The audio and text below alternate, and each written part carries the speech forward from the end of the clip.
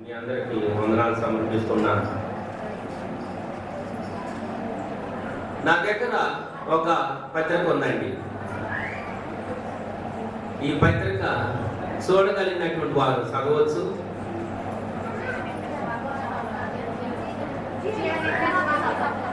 ఉజ్జీవ నిత్య సువార్త సభలో సెవెంత్ డే అడ్వెంటిస్ట్ సంఘం వారు ముప్పాళ్ళ వారు ఈ యొక్క పత్రికను పంపించారండి. ఈ యొక్క పత్రిక మన సంఘానికి లేకపోతే మన కుటుంబానికి వచ్చిందంటే కారణం ఏంటి? మనం వెళ్ళాలి. అయితే మనం వెళ్ళటానికి వారు పిలిచారా లేకపోతే పిలవ ముందుపై వెళ్తున్నామా? కనుక పిలిచారు కనుక మనం ఈ కోటాలకు వెళ్ళాలండి. ఆల్రెడీ కోటాలు అయిపోయింది ఏంటి, పిలిచారు, ఈ కోటాలకు వెళ్ళాల్సింది, కానీ మనం వెళ్ళలేకపోయాం. అయితే ఈ పిలుపుని ఇంకొక మాట ఏమని అంటామంటే చెప్తారా? పిలుపుని ఆహ్వానించుట, పిలవడాన్ని ఆహ్వానించుట అని అంటారండి. ఆహ్వానించటము, ఉదాహరణకు మనం ఆహ్వానించామండి అని అంటే కొంతమందికి అర్థం అవుదండి. పిలిచారండి అని అంటే అర్థమైంది, పిలిచారండి అంటే అర్థమవుతుంది, కానీ ఆహ్వానించారంటే అర్థం అవుదండి. ప్రియమైనటువంటి దేవుని సంఘమా, దేవుని బిడ్డలారా, ఈ యొక్క సభలకు రమ్మని వారు మనల్ని ఆహ్వానించారు. కానీ ఈ యొక్క ఆహ్వాన పత్రాన్ని అందుకొని మనం అక్కడికి వెళ్తామండి. అదే రీతిగా ఇక్కడ ఒకటి ఉన్నది, ఇంగ్లీష్లో రాసి ఉందండి. ఇది ఇన్విటేషన్, దీన్ని కూడా ఆహ్వానం అని అంటారు. ఇన్విటేషన్ అండి, ఇది ఆహ్వానం అంటారు. అనగా ఇది వివాహ సందర్భమైనటువంటిది. ఇదేమో కోటాల సందర్భమైంది, ఇదేమో వివాహానికి సంబంధించినటువంటిది. కనుక వివాహ సంబంధమైనటువంటి ఆహ్వానాన్ని తెలియజేస్తారండి. చక్కగా మీ యొక్క శుభలేఖలు ఫ్రేమ్ చేసి పంపిస్తూ ఉంటారు. కనుక ఈ యొక్క ఆహ్వాన పత్రిక మనకు వచ్చిందంటే, మన యొక్క గృహాలకు వచ్చిందంటే, మీకు ప్రత్యేకంగా ఆహ్వానించారంటే మనం ఏం చేస్తామంటే ఈ యొక్క వివాహానికి వెళ్ళాల్సినటువంటి వారిని. కనుక దీన్నే ఆహ్వానము లేకుంటే పిలుపు అని చెప్పేసి అంటాం. ఈ మధ్య దున్నా ప్రసాద్ గారు వారి కుమార్తెది పుష్పాలంకరణ కార్యక్రమం జరిపించాడండి. చక్కగా కార్డు కొట్టి పాస్టర్ గారండి మీరు ప్రత్యేకత రావాలని ఇచ్చి ప్రార్థన చేసుకుని వెళ్ళారు. కనుక ఇది కూడా ఆహ్వానమేనండి. అనగా ప్రత్యేకమైనటువంటి పిలుపు, పిలవటం వారు నిశ్చయించుకున్నారని అర్థము. అలాగే దేవాలయము ప్రతిష్ట కార్యక్రమాలు జరుగుతూ ఉంటాయి. దేవాలయము ప్రతిష్ట కార్యక్రమాలు జరిగేటప్పుడు వారు ఏం చేస్తారంటే ఒక ప్రకటన పంపిస్తారు, లేకుంటే ఒక లేఖను పంపిస్తారు, ఇన్విటేషన్ ని. అది మనం అందుకున్న తర్వాత ఆ దేవాలయ ప్రతిష్ట కార్యక్రమానికి మనం వెళ్ళాల్సినటువంటి వారిని ప్రియమైనటువంటి దేవుని బిడ్డలారు. ఇంకా కొంతమంది చూసినట్లయితే వారి యొక్క నూతన గృహ ప్రతిష్ట కార్యక్రమాలు, చక్కగా నూతనంగా ఒక ఇల్లును కట్టుకున్నామంటే ఆ ఇంటిని ప్రారంభోత్సవం చేయడానికి వారు ఆహ్వానిస్తారు ప్రియమైనటువంటి దేవుని బిడ్డలారు. ఇక్కడ కూర్చున్నటువంటి మనం అందరం కూడా ఏదో ఒక విధముగా, ఏదో ఒక రూపంగా మనకు గృహంలోని మన కుమారుల యొక్క వివాహం జరిగినప్పుడు, కుమార్తెల వివాహం జరిగినప్పుడు ఈ యొక్క ప్రకటన ద్వారాగా, శుభలేఖల ద్వారాగా మనం మనకు బంధువుల్ని, రక్త సంబంధుల్ని, స్నేహితుల్ని, శ్రేయోభిలాషుల్ని, వేరు వేరు ప్రాంతాల్లో ఉన్నటువంటి బంధువుల్ని, బంధుమిత్రాదుల్ని, దూర ప్రాంతంలో ఉన్నటువంటి వారిని, దగ్గర ప్రాంతంలో ఉన్నటువంటి వారిని, ప్రతి ఒక్కరిని కూడా మనము మన గృహానికి ఆహ్వానించినటువంటి వారిని. అలాగే మనము ఇంకా నేను చెప్పినటువంటి విధంగా వేరు వేరు ప్రకటనలు వచ్చినప్పుడు మనం అందరం కూడా ఆ రీతిగా వారిని ఆహ్వానించాం. అలాగే మనం కూడా ఆ రీతిగానే వెళ్ళి ఆ ఆహ్వానాన్ని అందుకొని హాజరవడం కూడా జరిగింది. అయితే ప్రియమైనటువంటి దేవుని యొక్క సంఘమా, దేవుని బిడ్డలారా, ఒక వ్యక్తి పెళ్లి విందు కొరకు ఆహ్వానించినట్లుగా, ఒక వ్యక్తి గృహ ప్రతిష్ఠ కొరకు ఆహ్వానించినట్లుగా, ఒక వ్యక్తి దేవాలయ ప్రతిష్ఠ కొరకు ఆహ్వానించినట్లుగా వ్యక్తి తన కుటుంబంలో ఒక శుభకార్యం జరుగుతుంటే ఆహ్వానించినట్లుగా దేవుడు కూడా మానవులైనటువంటి మనల్ని పిలుస్తూ ఉన్నాడు. దేవుడైనటువంటి యెహోవా మానవులైనటువంటి మనల్ని పిలుస్తున్నాడు. అయితే దేవుని వరకు దేవుడు మనల్ని పిలుస్తున్నాడు. దేవుడు ఒక ప్రత్యేకమైనటువంటి ఆహ్వానాన్ని మనకు తెలియజేస్తున్నాడు. దేవుడు ఒక ప్రత్యేకమైనటువంటి ఆహ్వానాన్ని మనకు అందిస్తున్నాడు. దేవుడు మనుషులైనటువంటి మనల్ని పిలుస్తూ ఉన్నాడు. ఆయన ఎందుకు మనల్ని పిలుస్తున్నాడు? దేవుడైనటువంటి యెహోవా మానవులైనటువంటి మనల్ని ఎందుకు ఆయన పిలుస్తున్నాడు అని మనం ఆలోచించినట్లయితే, ప్రియ దేవుని సంగమా, దేవుని బిడ్డలారా, దేవుడు మనకి పరలోక రాజ్యాన్ని ఇవ్వడానికి, ప్రైజ్ ది లార్డ్, హల్లెలూయా. ఏ యొక్క రాజ్యాన్ని ఇవ్వడానికండి? పరలోక రాజ్యాన్ని ఇవ్వడానికి దేవుడు మనల్ని ఆహ్వానిస్తున్నాడు. ఆయన ఒక పరలోక రాజ్యంలో మనం ప్రవేశించాలని దేవుడు కోరుకుంటున్నాడు. ఆయన యొక్క రాజ్యమైనటువంటి పరలోకానికి దేవుడు మనందరూ కూడా ఆహ్వానిస్తూ ఉన్నాడు. ఆయన ఒక ప్రత్యేకమైనటువంటి పత్రికను మన ముందుకు పంపించాడు దేవుడు. ఆ ప్రత్యేకమైనటువంటి పత్రిక లేకుంటే ఆహ్వాన పత్రిక ఏమనగా ఈ యొక్క పరిశుద్ధ గ్రంథమై ఉన్నదని చెప్పేసి నేను మీకు మనవి చేస్తున్నాను. మనం పెళ్లిళ్ళకి పంపించడానికి ఇలాంటి పత్రికలు ఇచ్చి వాళ్ళు ఆహ్వానిస్తూ ఉంటాం. శుభకార్యాలు చేసుకోవడానికి ఇలాంటి పత్రికలు ఇచ్చి ఆహ్వానిస్తూ ఉంటాం. దేవాలయ ప్రతిష్టలకి ఇలాంటి పత్రికలు ఇచ్చి ఆహ్వానిస్తాం. మన కుటుంబాల్లో జరిగేటటువంటి ప్రతి ఒక్క మంచి కార్యాలు ఏది జరిగినా ఇలాంటి పత్రికలు ఇచ్చి మనం ఆహ్వానిస్తాం. కానీ దేవుడు పరలోక రాజ్యానికి మనందరినీ కూడా ఆహ్వానిస్తున్నాడు. ఆయన పంపినటువంటి పత్రిక పరిశుద్ధ బైబిల్ గ్రంథము. ఈ యొక్క పరిశుద్ధ బైబిల్ గ్రంథం ద్వారా దేవుడు మనల్ని ప్రత్యేకంగా పిలుస్తున్నాడు.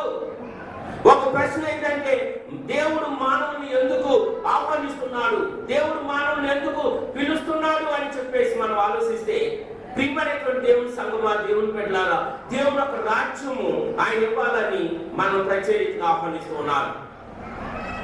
పరలోక రాజ్యంలో ప్రవేశించాలని ఆశ కలిగినటువంటి వారు ఎంతమంది? పరలోక రాజ్యంలో ప్రవేశించాలని ఆశ కలిగినటువంటి వారు చాలా మంది ఉంటారండి.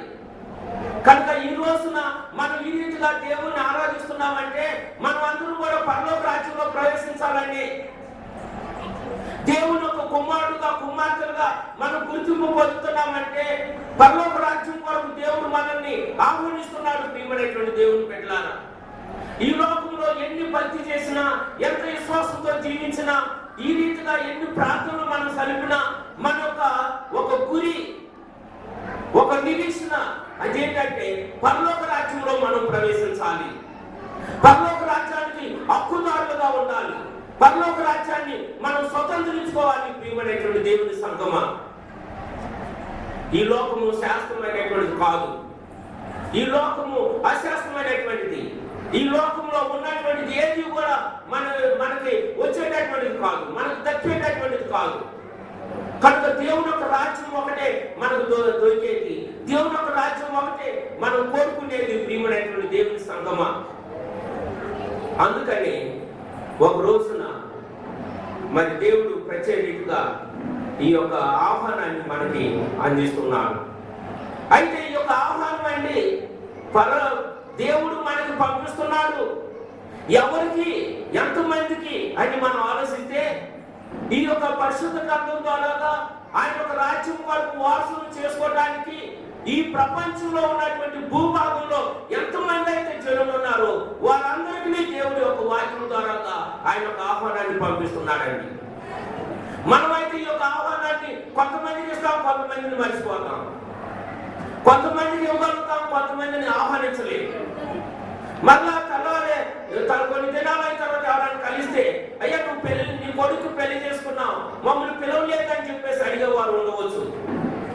కానీ దేవుడిచ్చేటటువంటి ఆహ్వానము సకల జనులకు, ఎన్ని భూమి మీద నివసిస్తున్నటువంటి ప్రజలందరూ కూడా దేవుడి యొక్క పరిశుద్ధమైనటువంటి ఆహ్వానాన్ని తెలియజేస్తున్నాడు.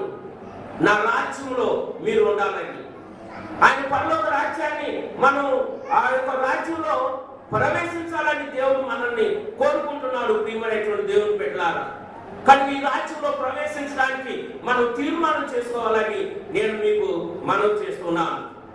ఒక రోజున ఒక వ్యక్తి యేసు ప్రభు దగ్గరకు వచ్చాడు. ఆయన రాత్రి వేళలో వచ్చాడండి. యేసు ప్రభు దగ్గరికి రాత్రి వేళ వచ్చి ఆయన దేవుడితో మాట్లాడుతున్నాడు. యోహాను సువార్త 3వ అధ్యాయము 1-2 వచనాలు చూసినట్లయితే ఎవరు యేసు ప్రభు దగ్గరకు వచ్చారు, ఏం మాట్లాడుతున్నారు, మనం కొన్ని విషయాలను గమనిద్దాం. యూదుల అధికారి అయిన నికోదేమును పరిసయ్యుడు ఒకడు ఉండెను. అతడు రాత్రి వేళ ఆయన వద్దకు వచ్చి, బోధకుడా, నువ్వు దేవుని వద్ద నుండి వచ్చిన బోధకుడు అని మేము ఎరుగుదము. దేవుడు అతనికి తోడై ఉంటేనే కానీ నువ్వు చేస్తున్న ఆ సూచక క్రియలను ఎవరునూ చేయడాన్ని ఆయనతో చెప్పడం చాలండి. ఈ యొక్క యూదుల పరిచయుడైనటువంటి నికోదేము అనేటటువంటి వ్యక్తి ఒక దినాన యేసు ప్రభు దగ్గరకు వచ్చి ఆయన మాట్లాడుతున్నాడు, ఓ బోధకుడా, నువ్వు దేవుని వద్ద నుండి వచ్చినటువంటి బోధకుడివి.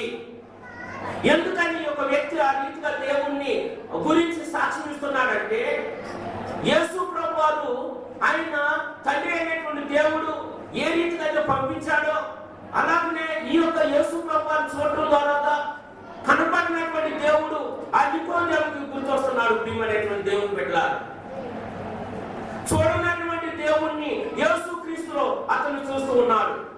అందుకని ఆయన అంటున్నాడు, దేవుని వద్ద నుండి వచ్చినటువంటి బోధకుడు అని మేము ఎరుగుదాము. ఎందుకంటే దేవుడు తోడే ఉంటేనే కానీ నువ్వు చేస్తున్నటువంటి సూచక్రియలు ఎవరు కూడా చేయలేరు. అనగా ఏంటంటే దేవుడు అద్భుతమైనటువంటి కార్యాలు చేస్తున్నాడండి. ఆయన రోగులను బాగు చేస్తున్నాడు. ఏంటి అనేకమైనటువంటి విధాలుగా దెయ్యాలను పట్టినటువంటి వారిని బాగు చేస్తున్నాడు. ఎవరికి ఏ అవసరం ఉంటే ఆ అవసరతను ఆయన తీరుస్తున్నాడు. వారికి ఎలాంటి కొరత లేకుండా దేవుడు సహాయం చేస్తున్నాడు. కనుక ఇలాంటి అద్భుతమైనటువంటి కార్యాలు చూస్తున్నటువంటి ఒక వ్యక్తి కూడా, ఈ యొక్క యూదుల అధికారి అయినటువంటి వ్యక్తి, ఆ పరిశుద్ధుడైనటువంటి వ్యక్తి నికోదేము అనేటటువంటి వ్యక్తి యేసు ప్రభు దగ్గరకు వచ్చి ఈ ప్రశ్నలన్నీ అడుగుతున్నాడు. ఓ బోధకుడా, నువ్వు దేవుని వద్ద నుండి వచ్చిన వాడు అని. ఇంకా వారు మాటల్లో ఇంకా ఎక్కువగా మాట్లాడుకుంటూనే ఉండవచ్చండి. అయితే ఆ ఎవరన్న జరిగిన తర్వాత యేసు ప్రభు వారు అంటున్నారు అతనితోని, 3వ వచనం చూసినట్లయితే, అందుకు యేసు అతనితో, ఒకడు కొత్తగా జన్మిస్తేనే కానీ దేవుని రాజ్యంలో చూడలేదని నీతో నిశ్చయముగా చెప్పుతున్నాను నేను. కనుక ఇక్కడ మాట్లాడుతున్నటువంటి విషయము. అయితే ఇక్కడ ఒక్కసారిగా ఏమైనా అంటున్నారంటే యేసు ప్రభు వారు, ఒకడు కొత్తగా జన్మిస్తేనే కానీ దేవుని రాజ్యంలో చూడలేదని నేను మీతో నిశ్చయంగా చెబుతున్నాను అని అంటున్నాడు. నీతో నిశ్చయంగా చెబుతున్నాను అనగా ఈ యొక్క వ్యక్తి యేసు ప్రభు వారి దగ్గర వెళ్ళిన తర్వాత, ఒక ప్రభువా, నువ్వు పరలోకం నుండి దిగి వచ్చినటువంటి దేవుని వద్ద నుండి దిగి వచ్చినటువంటి వ్యక్తివని, దేవుడు నీకు తోడుగా ఉన్నాడని, నీవు తోడుగా ఉంటేనే ఈ సూచక్రియలు చేస్తావని అంతటితో ఆయన ఆగిపోకుండా ఆయన కూడా ఒక ఆశ ఉన్నది, ఆయన కూడా ఒక నిరీక్షణ ఉన్నది. ఆ నిరీక్షణ ఏంటంటే పరలోక రాజ్యంలో ప్రవేశించాలని. అందుకని ఒక వ్యక్తి ఇంకా దేవుడితో మాట్లాడుతూ, అయ్యా, పరలోక రాజ్యానికి నేను వారసున్న వాళ్ళకి ఏం చేయాలి అని కూడా అడిగి ఉండవచ్చు. అందుకనే దేవుడు వెంటనే డైరెక్ట్ గా ఆయనకి చెబుతున్నాడు, ఇదిగో ఒకడు కొత్తగా జన్మిస్తేనే కానీ దేవుని రాజ్యంలో చూడలేడని మీతో నిశ్చయముగా చెబుతున్నాడు. కనుక పరలోక రాజ్యంలో ప్రవేశించాలంటే ప్రియమైనటువంటి దేవుని బిడ్డలారా, మనం ఏం చేయాలంటే ఎలాంటి వ్యక్తులుగా ఉండాలి చెప్పాలి. దేవుని రాజ్యంలో ప్రవేశించాలంటే ఎలాంటి వారిగా ఉండాలి? కొత్తగా జన్మించినటువంటి వ్యక్తులుగా ఉండాలి. ఇందాక చక్కని వాక్యాన్ని మనం చూసాం శామ స్కూల్లోని. ఏంటి, పరలోక రాజ్యంలో ప్రభువా గొప్పవాడు అనబడాలంటే ఎవరు గొప్పవాడు అని చెప్పేసి అడిగితే యేసు ప్రభు వారు ఏమన్నారంటే, ఒక చిన్న బిడ్డను తీసుకొని ఆయన సంకని ఎత్తుకొని ఎవరైతే ఈ చిన్న బిడ్డను పోలి ఉంటారో, ఎవరైతే ఈ యొక్క సంటి బిడ్డ మనసులు కలిగి ఉంటారో వారిని పరలోక రాజ్యం అని చెప్పేసి దేవుడు సెలవిచ్చాడు. కనుక ప్రియ దేవుని సంగమా, దేవుని బిడ్డలాగా తిరిగి పుట్టలు మాత్రం పరలోక రాజ్యం స్వాధీనం చేసుకోవాలంటే కష్టం అవుతుంది. తిరిగి జన్మించకపోతే నువ్వు దేవుని రాజ్యంలో ప్రవేశించవని చెప్పి దేవుడు మాట్లాడుతున్నాడు. కనుక తర్వాత ఆ విషయాలు మనకు తెలుసు. ముసలివాడైనటువంటి వ్యక్తి తల్లి గర్భం నందు ఎలాగా జన్మించగలుగుతాడు? ఆల్రెడీ నేను నా తల్లి గర్భం నుండి వచ్చాను, మళ్ళా నేను నా తల్లి గర్భంలోకి ఏ రీతిగా ప్రవేశిస్తా, మళ్ళా ఏ రీతిగా ఇంత పెద్ద వ్యక్తిని నేను నా తల్లి గర్భం నుంచి రాగలను అని చెప్పేసి అన్నప్పుడు యేసు ప్రభు వారు ఆయనతో ఏమన్నాడంటే, ఒకడు నీటి మూలంగాను ఒకడు ఆత్మ మూలంగాను జన్మిస్తేనే కానీ దేవుని రాజ్యంలో ప్రవేశించడానికి మీతో నిశ్చయముగా తెలుస్తున్నాను. కనుక మారు మనసు చాలా ప్రాముఖ్యమైనటువంటిది. ప్రియమైనటువంటి దేవుని సంగమా, మారు మనసు లేకుండా దేవుని రాజ్యంలో ప్రవేశించాలంటే చాలా కష్టము. అలాగే లోకా సువార్తలో కూడా మనం మత్తయి సువార్తలో ఇందాక కొన్ని విషయాలు మనం చూసాం. 19వ అధ్యాయం మత్తయి సువార్త 19వ అధ్యాయంలో 17వ వచనాన్ని మనం చదివినట్లయితే 16-17, ఇదిగో ఒకడు ఆయన వద్దకు వచ్చి, బోధకుడా, నిత్యజీవం పొందుటకును నేను ఏ మంచి కార్యములను చేయవలనని ఆయన అడిగాను. అందుకు ఆయన, మంచి కార్యములను గురించి నన్ను ఎందుకు అడుగుతున్నావు? మంచివాడు ఒక్కడే. నువ్వు జీవంలో ప్రవేశింపబోని ఎడల ఆయన నన్ను కైకొనమని చెప్పాను. కనుక నువ్వు జీవంలో ప్రవేశింపబోని ఎడల అనగా పరలోక రాజ్యంలో నువ్వు ప్రవేశింపబోని ఎడల నా ఆజ్ఞలను కైకొనమని చెప్పే దేవుడు వాగ్దానం చేస్తున్నాడు. ప్రియమైనటువంటి దేవుని బిడ్డలారా, పరలోక రాజ్యము పొందాలంటే చాలా కష్టము. పరలోక రాజ్యాన్ని మనం పొందాలంటే మన సొంత ప్రయత్నం వలన సాధ్యపడేటటువంటిది కాదు. దేవుని యొక్క సంగమ పరలోక రాజ్యంలో ప్రవేశించాలంటే దేవుడు పిలిచినటువంటి పిలుపును మనం అందుకోవాలి. ఆయన ఇచ్చినటువంటి ఆహ్వానాన్ని మనం పొందాలి. ఆయన యొక్క ఆహ్వానం ఆయన భక్తుల కొరకు ఇస్తాడు. ఆయన ఆహ్వానము ఆయన ఎందుకు విశ్వాసం కలిగినటువంటి వారికి ఇస్తాడు. ఆయన ఆహ్వానము ఆయన ఎవరైతే ఆయన ప్రేమిస్తారో, ఆయన ఆజ్ఞలు కైకొంటారో వారందరికీ ఆయన ఆహ్వానాన్ని ఇచ్చేటటువంటి దేవుడు. కనుక ఆ యొక్క ఆహ్వానాన్ని మనం పొందాలి. దేవుడు ప్రత్యేకంగా మనల్ని పిలుస్తున్నాడు. ఆయన కొన్ని విషయాల్లో ప్రత్యేకంగా మానవులైనటువంటి మనల్ని పిలుస్తున్నాడు. ఆయన పరలోక రాజ్యంలో చేరడానికి మొట్టమొదటిగా దేవుడు మనకిచ్చేటటువంటిది ఏంటంటే విశ్రాంతిని దేవుడు ఇస్తాడు. మత్తయి సువార్త 11వ అధ్యాయం 28వ వచనం. మత్తయి సువార్త 11వ అధ్యాయం. ప్రయాసపడి భారం మోస్తున్న సమస్త జనులారా నా యొద్దకు రండి, నేను మీకు విశ్రాంతిని కలుగజేసేదను. నేను సాత్వికుడును, దేని మనసు గలవాడును కనుక మీ మీద నా కాడి ఎత్తుకొని నా యొద్ద నేర్చుకునుడి, అప్పుడు మీ ప్రాణములకు విశ్రాంతి దొరుకును. ఏలయనగా నా కాడి సులువుగాను నా భారము తేలికగాను ఉన్నవి. దేవుడు ప్రత్యేకమైనటువంటి ఆహ్వానాన్ని మనకి ఇస్తున్నాడు. దేవుని యొక్క సంగమా, ఆయన ఇచ్చేటటువంటి ఆహ్వానం ఏంటంటే పరలోక రాజ్యానికి వారసులు అవ్వాలంటే మొట్టమొదట దేవుడు ఇచ్చేటటువంటి విశ్రాంతి మనకు కావాలి. పరలోక రాజ్యంలో ప్రవేశించాలంటే మొట్టమొదటిగా దేవుడు ఇచ్చేటటువంటి విశ్రాంతి మనకు అవసరము. దేవుని సంగమా, ఆయన పిలుస్తున్నాడు. ప్రయాసపడి భారం మోస్తున్నటువంటి సమస్త జనులారా నా యొద్దకు రండి, నేను మీకు విశ్రాంతిని కలుగజేస్తాను. నేను సాత్వికుడను, దేని మనసు గలవాడును కనుక మీ మీద నా కాడి ఎత్తుకొని నా యొద్ద నేర్చుకుని. దేవుడు మనకు నేర్పుతాడంటాడు. దేవుని వద్దకు మనం రావాలంట. ప్రియమైనటువంటి దేవుని బిడ్డ, ఆయన యొక్క కాడి సులువైనటువంటిదంట, ఆయన యొక్క భారము తేలికైనటువంటిదంట.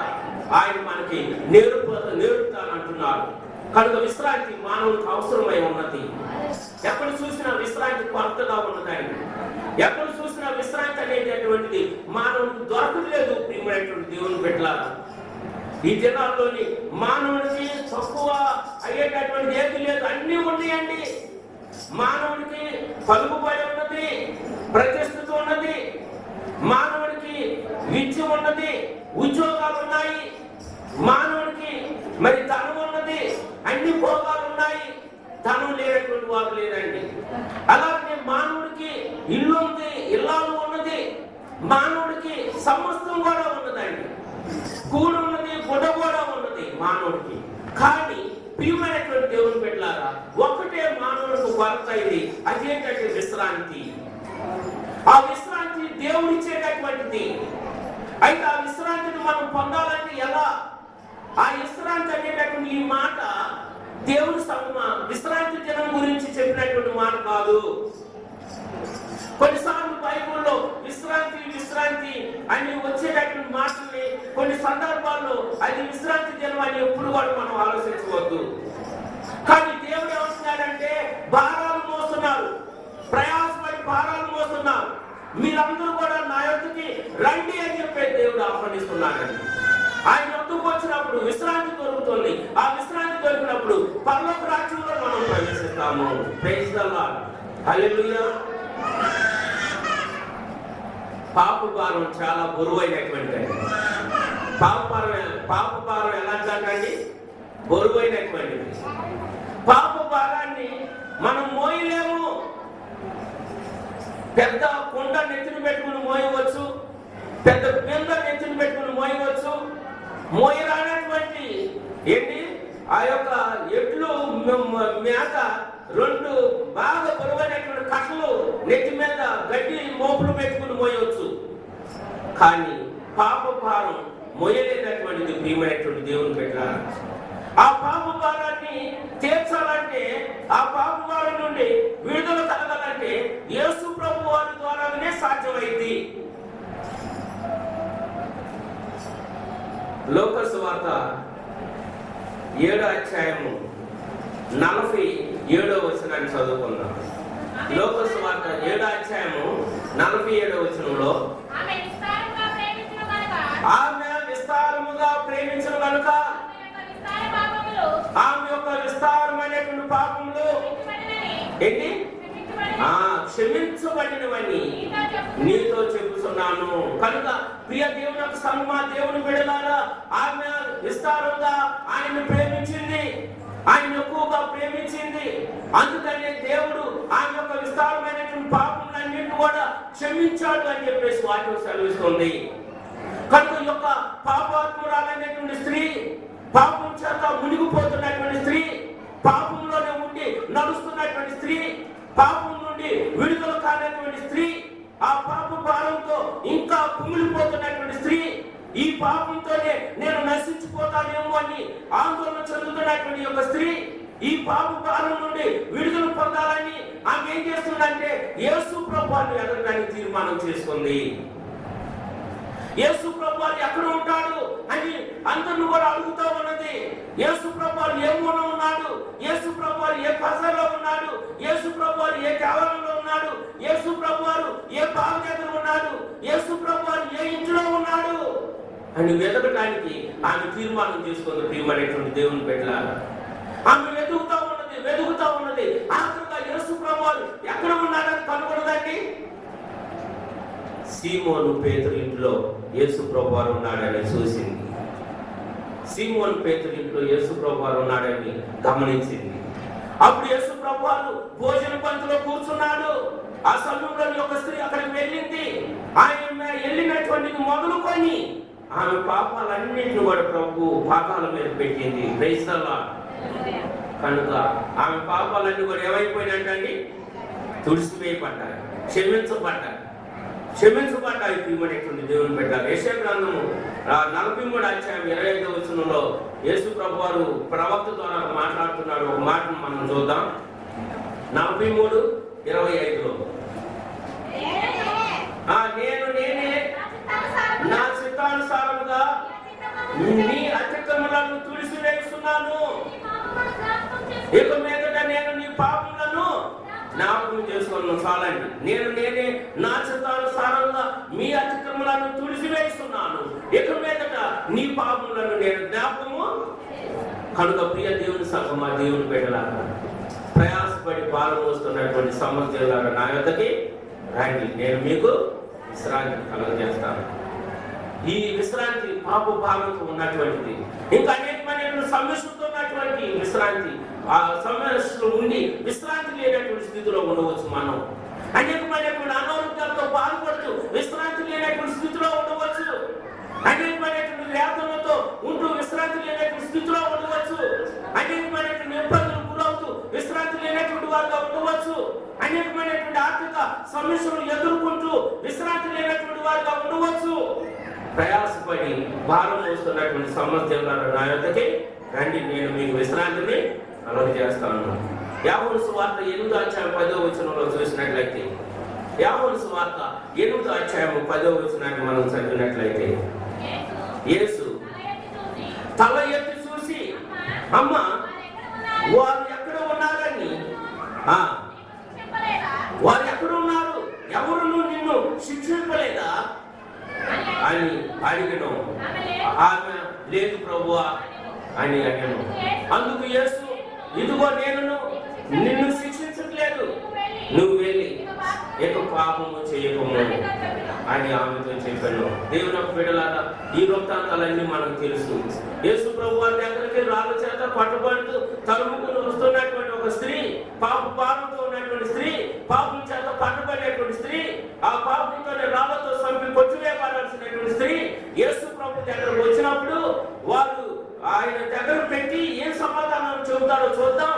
ఈయన ఇచ్చేటటువంటి సమాధానం సరిగ్గా లేకపోతే ఈయన కూడా శిక్షించాలి. ఈయన ఇచ్చేటటువంటి సమాధానం సరిగ్గా లేకపోతే ఈయన కూడా మాత్రం మనకు బోధకుడిగా ఉండడానికి కూడా వీల్లేదు. కనుక ఈయనేమి సమాధానం ఇస్తాడో చూద్దాం అని చెప్పేసి తీర్మానం చేసుకున్నారు.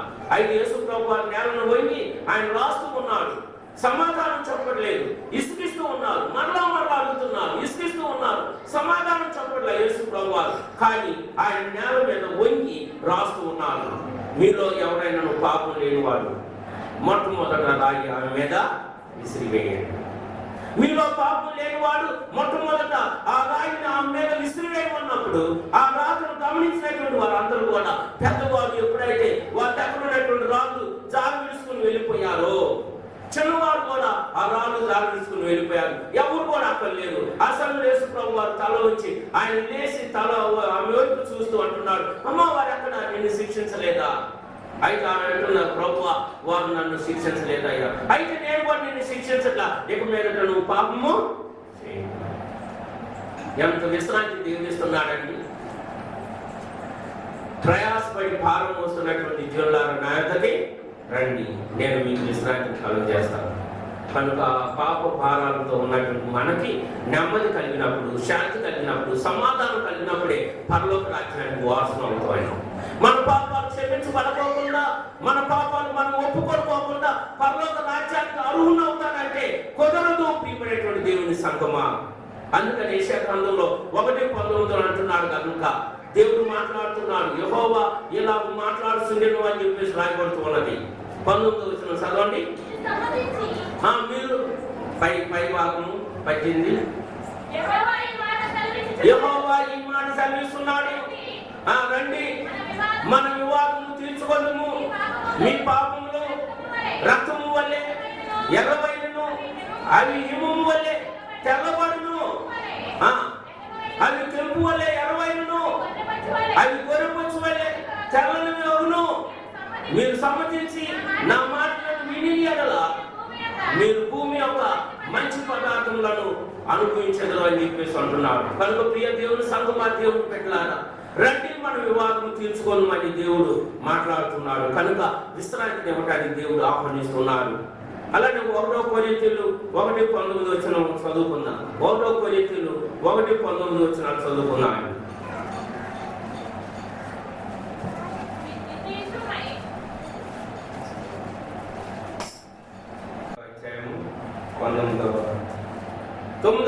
క్షమించాలి 9వ వచనం. మన ప్రభు అయిన యేసుక్రీస్తు మన ప్రభు అయిన యేసుక్రీస్తు అను తన కుమారుని సహవాసమునకు మిమ్మును పిలిచిన దేవుడు నమ్మదగిన వాడు. చాలండి, ఇక్కడ సహవాసం అనేటటువంటి పేరు ఒకటి వింటున్నాం. ఇది సహవాసము ప్రియమైనటువంటి దేవుని పెట్టారు. మన యొక్క సహవాసం ఎవరితో ఉన్నది ఒకసారి ఆలోచించాలి. కనుక దేవుడు తన యొక్క కుమారుడైనటువంటి యేసుక్రీస్తు వారి యొక్క సహవాసానికి, యేసుక్రీస్తు వారి యొక్క సహవాసానికి పిలిచినటువంటి దేవుడు నమ్మదగినటువంటి వాడు. కనుక తండ్రి అయినటువంటి దేవుడు తన కుమారుడైనటువంటి సహవాసానికి మనల్ని పిలుస్తున్నాడు ప్రియమైనటువంటి దేవుని సంగమా. కనుక ఒక గొప్పవాడు ఒక పేదవాడితో సహవాసం చేయాలంటే చేస్తాడండి, చేస్తే మంచిదండి. ఏంటి, బాగా ధనం ఉన్నటువంటి వారు ధనం లేనటువంటి వారితో సహవాసం చేయటం మంచిది. కానీ ఆ రీతిగా ఉండదండి. ఈ రోజుల్లో ఎలా ఉంటుందో తెలుసా అండి, ఖచ్చితంగా కుడి ఎడంగా ఉంటేనే సహవాసాలు చేస్తా ఉంటాం. కుడి ఎడంగా ఉంటేనే సహవాసాలు చేస్తాం. మనం ఇచ్చినప్పుడు ఆమె కూడా ఇస్తేనే సహవాసం చేస్తాం. మనం ఎంత ఇది పెడతామో అంత ఆమె ఇస్తేనే ఆమెతో సహవాసం చేస్తాం. మనం ఏదైతే ఇస్తామో ఆయన కూడా అదే ఇస్తే అతనితో పాటు మనం సహవాసం చేస్తాం. వాళ్ళు ఇచ్చినా పర్వాలేదు, ఇవ్వకపోయినా పర్వాలేదు, కనుక నా యొక్క నేను ఇస్తున్నాను, వారు వృద్ధి పొందుతున్నారు, నేను ఇస్తున్నాను, వారికి సహాయం చేస్తున్నాను అని తలంచి సహవాసం చేయడం గొప్ప పని అండి. అదే దేవుడు మనల్ని కోరుకునేది. కనుక ఈ లోకంలో స్నేహం మంచిదే, కానీ ఈ యొక్క లోకమును స్నేహించేవాడు ఎదిరివాడు అని చెప్పేసి వాక్యము సెలవిస్తున్నాడు. ఈ లోకంలో మనం చేసుకునేటువంటి సహవాసాలు ఎలా ఉన్నాయో ఒకసారి ఆలోచించండి. దేవుని యొక్క సంగమా, ఎవరితో మనం సహవాసం చేస్తున్నాం, ఎలాంటి వ్యక్తులతో సహవాసం చేస్తున్నాం ఒకసారి మనం ఆలోచించుకోవాలి. అందుకనే దేవుడు మాట్లాడతాడు, చీకటికి వెలుగుకు సంబంధమా అని చెప్పేసి. అలాంటి పాపానికి ఆ పరిశుద్ధతకి ఏమైనా సాంగత్యం ఉన్నదా? ఏంటి, పాపానికి పరిశుద్ధతకి ఏమైనా సాంగత్యం ఉన్నదా? మనం కొన్నిసార్లు అనుకుంటాం కదా, మనం వారితో సహవాసం చేయొచ్చు అని అనుకుంటాం. కానీ ఆ రీతిగా చేయడం ద్వారా మనం పాపులుగా ఉండకూడదు, కానీ వారు పాపులుగా ఉంటే పరిశుద్ధులుగా మార్చడానికి ప్రయత్నము చేయాలి. కనుక దేవుడు ఆయన ఒక కుమారుడైనటువంటి యేసుక్రీస్తు వారి యొక్క సహవాసానికి పిలిచాడు. కనుక అలాగే దేవుడు కూడా పరలోకంలో ఉండి ఆయన దేవుడు కుమారుడు అనిపించుకోలేనటువంటి అర్హతగా లేనటువంటి వాడుగా ఉండి ఆయన మానవులైనటువంటి మన కొరకు తను తాను తగ్గించుకునే రిక్తులుగా చేసుకునేను అని చెప్పేసి వాక్యం సెలవిస్తోంది. అనగా పరలోకమందున్నటువంటి దేవుడు, రక్షకుడు అయినటువంటి దేవుడు పతనమైపోతున్నటువంటి మానవునితో దేవుడు సహవాసం పెట్టుకున్నాడు. ప్రియమైనటువంటి దేవుని పెట్టారు. ఆయన యొక్క సహవాసంలో ఉన్నటువంటి వారిని దేవుడు ఆశీర్వదిస్తాడు, దేవుడు దీవిస్తాడని చెప్పేసి వాక్యం సెలవిస్తూ ఉన్నది. కనుక యోబు భక్తుడు అంటున్నాడు 15వ అధ్యాయం 19వ వచనంలో, యోబు భక్తుడు అంటున్నాడు 15వ అధ్యాయం 19వ వచనం, దయచేసి చూడండి. అన్యులతో సహవాసం చేయక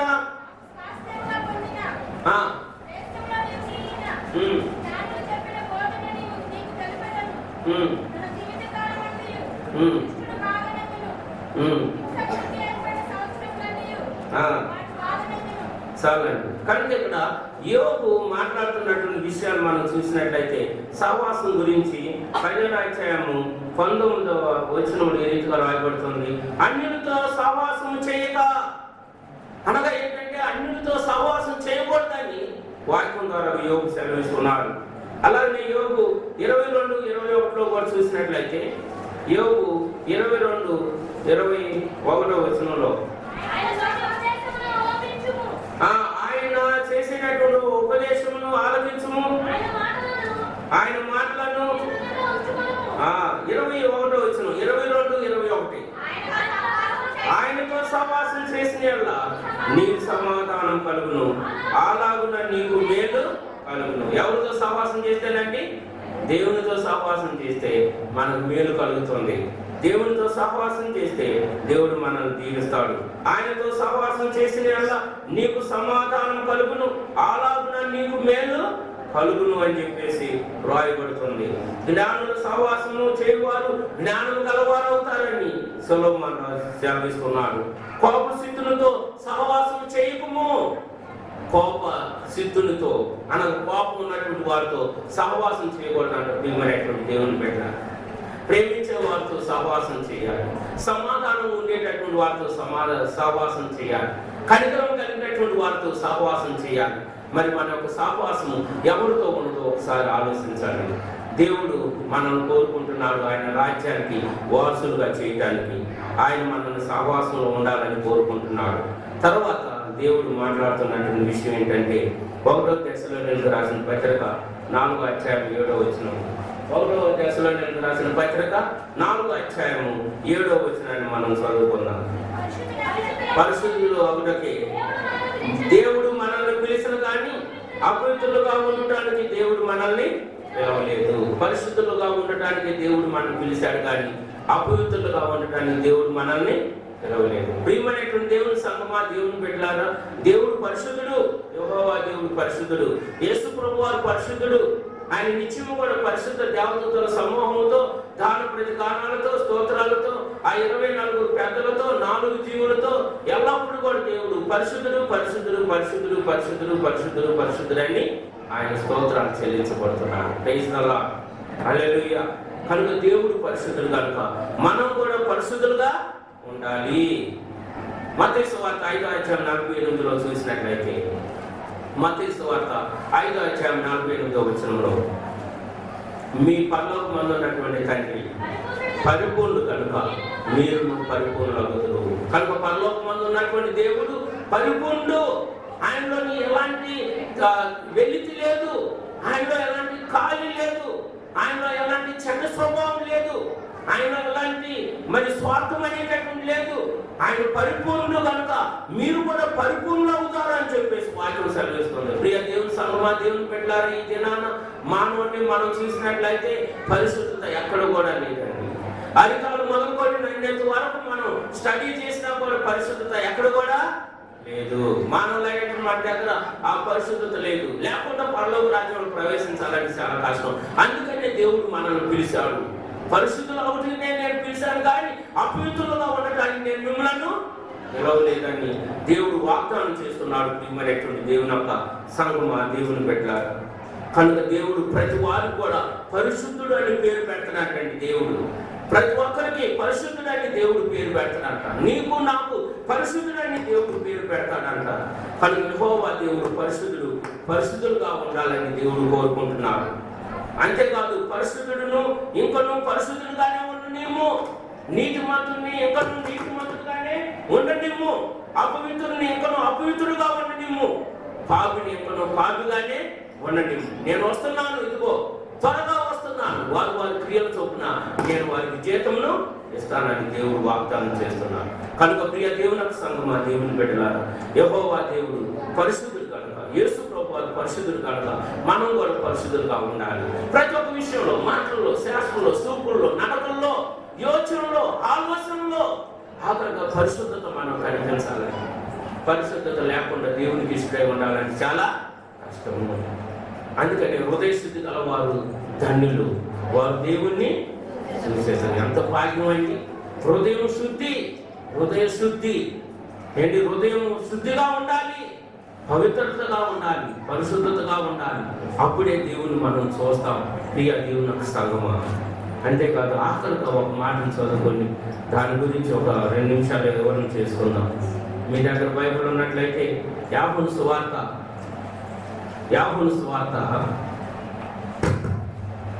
15వ అధ్యాయం,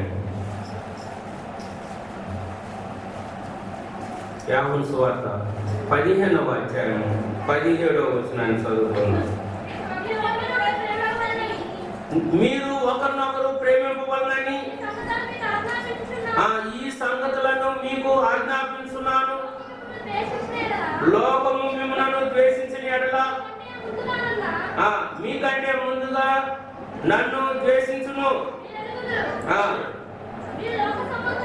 16 వచనం చదవండి. ఆఖరిగా 16, మీరు నన్ను ఏర్పరచుకోలేదు, మీరు నా పేరట తండ్రిని ఏమి అడుగుదురో అది ఆయన మీకు అనుగ్రహించినట్లు మీరు వెళ్ళి ఫలించుటకును మీ ఫలములు నిలిచి ఉండటకును నేను మిమ్మల్ని ఏర్పరచుకుంటుని. కనుక దేవుడు మనల్ని ఏర్పాటు చేసుకున్నాడు. ప్రియమైనటువంటి దేవుని సంగమా, దేవుని బిడ్డలారా, ఆయన ఎందుకు మనల్ని ఏర్పాటు చేసుకున్నాడు? ముందు మనమైతే దేవుని ఏర్పాటు చేసుకోలేదు, కానీ దేవుడే మనల్ని ఎన్నుకున్నాడంట. మనం దేవుని వైపు చూడలేదు, కానీ దేవుడే మన వైపు చూశాడంట. మనం దేవుని పలకరించలేదు, కానీ దేవుడే మనల్ని పలకరించాడంట. ప్రియ దేవుని యొక్క సంగమా, దేవుని బిడ్డలారా, దేవుడు ఎంత ప్రేమామూర్తి ఒకసారి ఆలోచించండి. 16వ వచనంలో అంటున్నాడు, మీరు నన్ను ఏర్పరచుకొని లేదు, మీరు నా పేరట తండ్రిని ఏమి అడుగుదురో అది ఆయన మీకు అనుగ్రహించినట్లుగా. మీరు నన్ను ఏర్పరచుకోలేదు, మీరు నన్ను ఎన్నుకోలేదు, మీరు నా వైపు లేరు, అయినప్పుడు కూడా మీరు తండ్రిని ఏం అడుగుతారో అవి నీకు అనుగ్రహించినట్లుగా నేను మీతో ఉన్నాను అని చెప్పి దేవుడు మాట్లాడుతున్నాడు. ఇంకా ఏమంటున్నాడంటే, దేవుని సంగమా, మీరు వెళ్ళి ఫలించుటకును మీ ఫలమును నిలిచి ఉండుటకును నేను మిమ్మల్ని ఏర్పరచుకుంటుని. మనం ఫలించాలంటండి, మనం ఫలించాలంట. ఈ ఫలములు మనలో నిలిచి ఉండాలంట. మనలో నిలిచి ఉండాలి ఫలాలు. ప్రియమైనటువంటి దేవుని బిడ్డలారా, ఉదాహరణకి మనం ఒక చెట్టుని నాటామనుకోండి, మన ఒక తోటలో పెరట్లో నాటామనుకోండి. ఆ చెట్టు అది చిన్న వయసు నుండి పెద్దదవ్వాలని, పెద్దదైన తర్వాత బాగా కొమ్మలు వేయాలని, కొమ్మలు వేసిన తర్వాత పూత పూయాలని, పూత పూసిన తర్వాత వాటికి కాయలు రావాలని, ఆ కాయలు పండ్లుగా మారాలని మనం ఆశపడతాం. అదే దేవుడు కూడా నీ యందు నా యందు ఎదురు చూసేటటువంటిది. ఆయన మనలోని ఫలాలు నిలిచి ఉండాలని, ఆ ఫలాలు ఫలించాలని దేవుడు మనల్ని కోరుకుంటున్నాడు. ప్రియమైనటువంటి దేవుని సంగమా, దేవుని రాజ్యంలో ప్రవేశించాలంటే చాలా జాగ్రత్తగా ఉండాలి. పరలోక రాజ్యంలో ప్రవేశించాలంటే చాలా జాగ్రత్తగా ఉండాలి. పరలోక రాజ్యము అది మహిమతో కూడినటువంటిదండి. పరలోక రాజ్యము పరిశుద్ధతతో కూడినటువంటిది. పరలోక రాజ్యంలో దేవుడు నివాసం చేస్తాడు, దేవుడు యొక్క దూతలు నివాసం చేస్తారు.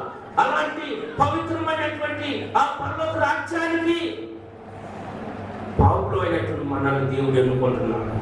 కనుక మనం ఎలాంటి హృదయంతో ఉండాలో తెలుసా అండి? ఫలాలు నిలిచి ఉండాలంటండి. ఏ ఫలాలు ఒకసారి చూద్దాం. గలతీయులకు రాసిన పత్రిక ఫలాలు నిలిచి ఉండుట అనేటటువంటి విషయం మీద గలతీయులకు రాసినటువంటి పత్రిక 5వ అధ్యాయము 21వ వచనం చదువుకున్నాం. 5వ అధ్యాయం 21వ వచనం 22.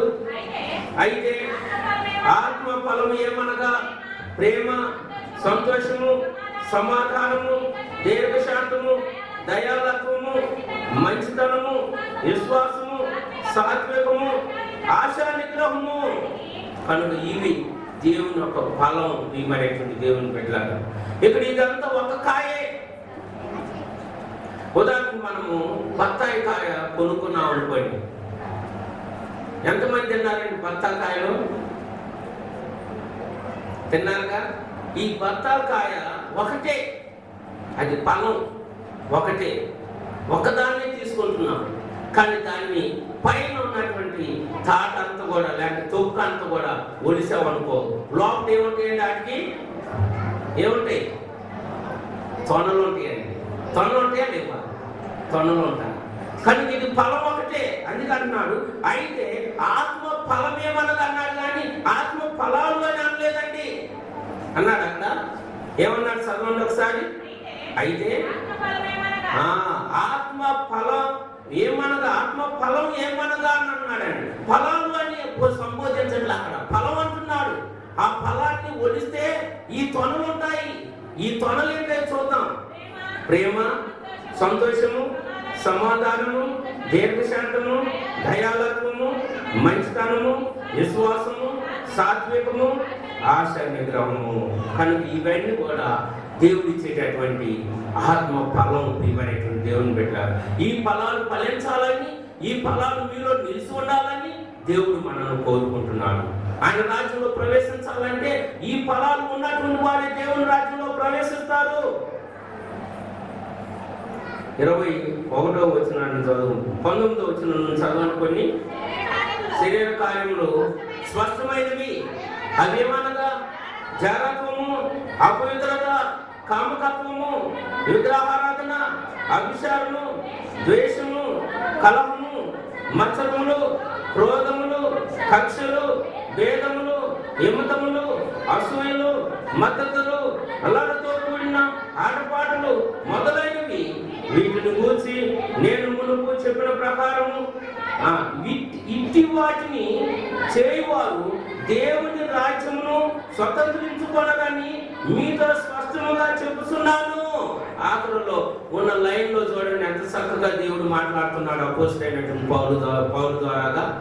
ఇట్టి పనులు చేయవారిని, లేక ఇలాంటి స్వభావం కలిగినటువంటి వారిని నేను నా రాజ్యంలో చేర్చుకున్నానని దేవుడు మాట్లాడుతున్నాడండి.